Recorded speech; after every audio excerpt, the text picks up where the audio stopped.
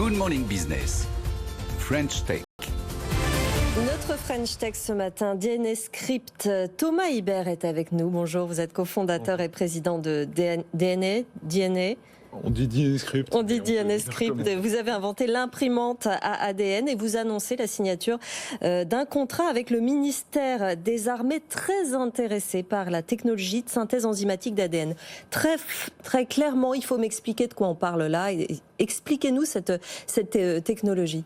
Alors, en fait, l'ADN de synthèse, c'est un produit qui est vraiment hyper important pour tout ce qui est recherche en sciences de la vie. C'est ce qui va permettre de programmer ou reprogrammer les systèmes biologiques et de nous faire avancer, soit dans notre connaissance de la biologie, soit dans toutes les applications qu'on peut en avoir, à la fois dans la santé. Voilà, concrètement, ça donne quoi comme débouché? Ça permet de faire justement ces nouveaux vaccins contre le coronavirus, par exemple. Ça permet de faire des nouveaux médicaments contre des maladies qui sont difficilement curables, contre le cancer ou peut-être un jour contre la maladie d'Alzheimer.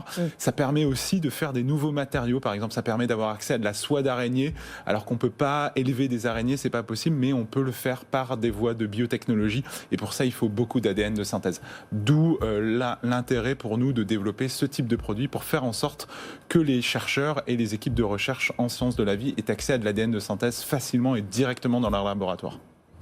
Et vous avez mis au point une imprimante, justement, qui permet quoi exactement? C'est ça qu'on va comprendre. Alors, cette imprimante, elle permet justement de faire en sorte que les chercheurs, dans leur laboratoire, vont avoir accès directement en quelques heures à l'ADN dont ils ont besoin pour travailler sur leur système biologique. Voilà. Et alors, ça aide dans les diagnostics, c'est ça? Ça aide à la mise au point des diagnostics. Vous voyez, par exemple, les nouveaux variants du coronavirus arriver. Ces nouveaux variants-là, on veut être sûr de pouvoir les détecter selon les tests, les fameux tests PCR ou QPCR pour être plus précis. Et il va falloir adapter ces tests-là à la fois à la sensibilité, donc pour être sûr de détecter une quantité minimum, et à la fois par rapport à la spécificité, c'est-à-dire de détecter bien le virus et pas autre chose. Et pour ça, il faut faire des essais, et ça utilise de l'ADN de synthèse pour faire des essais, pour trouver les bons paramètres réactifs pour pouvoir faire ces tests-là. Oui, Sandra. Comment s'est passée cette année 2020? J'imagine qu'avec cette crise sanitaire, ça a forcément boosté énormément votre activité et l'intérêt. Exactement, c'est exactement ce qui s'est passé. Alors on a eu des moments où on a voulu aussi aider l'écosystème, aider les personnes qui travaillaient à la lutte contre le coronavirus, et donc pour ça on a pas mal mobilisé les équipes pour qu'elles puissent répondre à l'attente de ces gens qui travaillaient sur ces aspects-là, mais aussi ça a permis effectivement de booster en fait notre proposition de valeur, de faire comprendre encore plus et encore plus rapidement à nos futurs clients l'intérêt du produit qu'on développe. On détecte plus vite.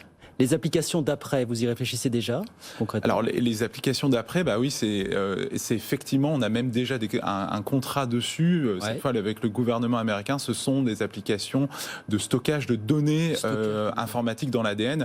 Et on réfléchit aussi, dans un futur plus ou moins lointain, à tout ce qui est médecine personnalisée et precision medicine, c'est-à-dire tout ce qui peut permettre d'avoir on va dire des diagnostics et des traitements qui soient plus personnalisés pour les patients et pour les maladies.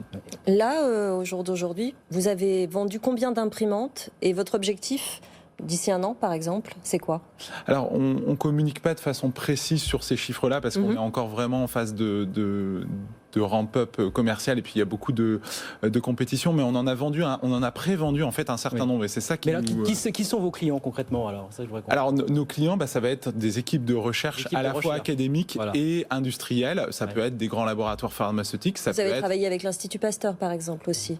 Alors, on a aidé l'Institut Pasteur et le SPCI justement pour la mise au point de tests contre le coronavirus, et on peut continuer à aider ce genre d'instituts qui sont de la recherche publique, mais aussi de la recherche privée dans les différents domaines, donc le domaine de la santé, mais aussi d'autres domaines sur les nouveaux matériaux, d'autres domaines de life science. Très concrètement, ce contrat avec le ministère des Armées, c'est un véritable boost pour votre activité, pour votre notoriété, effectivement, pour votre visibilité. Tout à fait, et c'est aussi une validation en fait du fait que vraiment DNSCrypt, on a été créé il y a 6 ans et on a atteint, on va dire, une maturité suffisante pour attirer des acteurs ultra sérieux comme le ministère des Armées. Oui, tout à fait. Voilà, cette imprimante ADN détecter rapidement, plus rapidement évidemment le virus et ses variants. Merci beaucoup Thomas Hébert, merci d'être venu nous voir, d'être venu. cofondateur et président de DNA. Voilà, DNSCrypt avec nous.